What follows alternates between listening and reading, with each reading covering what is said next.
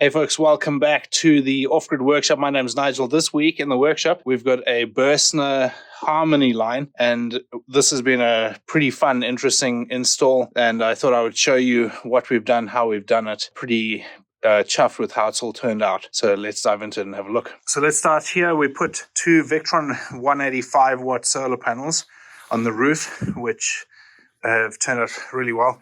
So we're using this angle aluminium method to mount the panels, and self-tapping, self-drilling screws that we use allow this to be serviceable, so you could take the panel off if you need to and then put it back on. It's accessible. It turned out really good. And there was already a 100 watt panel on there, which we've left on. That panel is on its own MPPT. So sometimes we get asked by folks, can you mix different size panels? And really, the best way to do it is to have them on separate MPPTs so that they don't pull each other down, and that you optimize getting the most out of the panels. So rather than mess around with the original gland, trying to get new wires through there and resealing it and stuff like that, left that panel as is, and obviously put these two new panels on with their own gland going to their own MPPT. We have an Anderson connector on the side of the seat base here, which is wired through to an MPPT that the customer can use for an external solar panel. So the idea is that they could plug in their external solar panel here. This is just a quick connect method. Trail the wire out the door, close the door carefully, and there's enough give in the rubber on the door that it won't compress the wire too much. Then they could have an external solar panel outside the van. And in the van, we've got the original system under the passenger seat, so the EBL, and the original showered MPPT, or it's not actually MPPT, it's charge controller. And so we've replaced that with a Victron one, run a V direct under there. Under the driver's seat, there was nothing.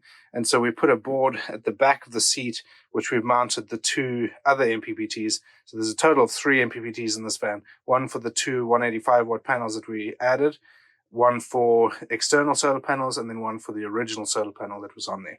So the two other MPPTs are under that seat, nicely hidden. All the wires run under the floor, so they're out of sight. And then in here is the rest of the equipment. So we've got a Multiplus 3 kVA, we've got two Fogstar 280 amp hour batteries, we've got the Serbo GX, Orion XS, and the Smart Shunt. Now, everything is wired into the Serbo GX, obviously, and so we've set that up, and that's ready to go. The Multiplus, we've got the ACR2 working as kind of a solar dump, which we've done on previous vans, where once the batteries get to 98%, that it turns that on, and we've wired the fridge through a 230 volt relay, so that when that turns on, then it flicks over to it. The fridge runs off the Multiplus from the batteries, and when the batteries drain to below 90, when they get hit 95 or lower, 95% or lower, then that turns off and the fridge goes back to whatever the next preference is, probably gas, if there's no mains. We've also cut 2 big vents, so one on that side there and one on this side, and put a nice grate on it so that it looks good, but it also allows ventilation, so the Multiplus will be able to draw air through that side and push air out this way. It's a little bit tight in this locker, but there's enough space to be able to move air through there, and with those grates, it'll help. We also, in the bottom of the locker, cut a couple of holes. We used an endoscope just to check that everything was right. Cut a couple of holes. One which is where we ran the wires through to that side there, and the other was just a vent just to allow it to be able to draw air through and stuff like that from the false floor. So overall, pretty pleased with how that's turned out. Nice and neat and compact in there. The alternative for the Multiplus would have been to put it in the garage, and doing that, we probably have wanted to put the batteries in there as well, just because then they're close together, and it just would have been quite spread out. So at least this way makes use of that space, and nice and compact, and I'm fairly sure it'll ventilate fine for what we're doing here.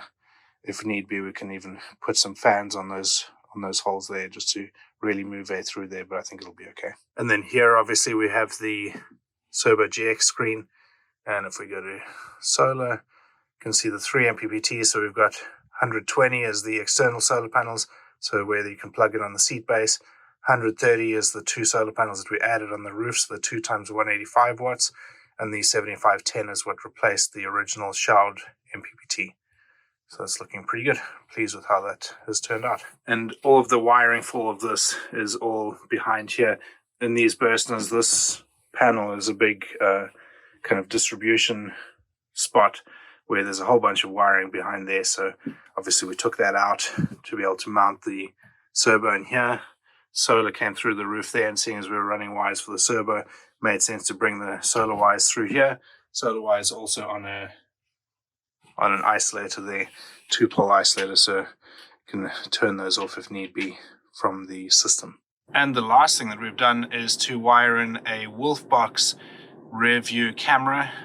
This is kind of a dash cam and rear view camera kind of all in one, and that was wired in up there in this trim here, down the pillar, through, and then all the way to the back for the rear facing camera. And obviously we try to keep it as close to the actual I don't know what you call this, the stalk of the, or the mounting bracket of the rear view mirror, so that the blinds can still go around there like that. So we can see that clears the wires fine, and they use magnets to kind of clip together. So there we go. And lastly, we've got the rear facing camera here. So we've mounted that just above the number plate. For privacy, I'm just covering the number plate for the customer. But yeah, that's where he asked us to actually mount the rear facing camera, so it works really well having that there. And obviously that's routed through all the way to the front along the chassis in conduit. So turned out great. There we go, folks. Hope you enjoyed that little walkthrough of what we've done this week on this Burstner. If you have any questions, let us know in the comments down below. And if you're interested in talking to us about an install for your van or anything like that, then hit us up. We'd love to hear from you. Otherwise, we'll see you in the next video. Cheers.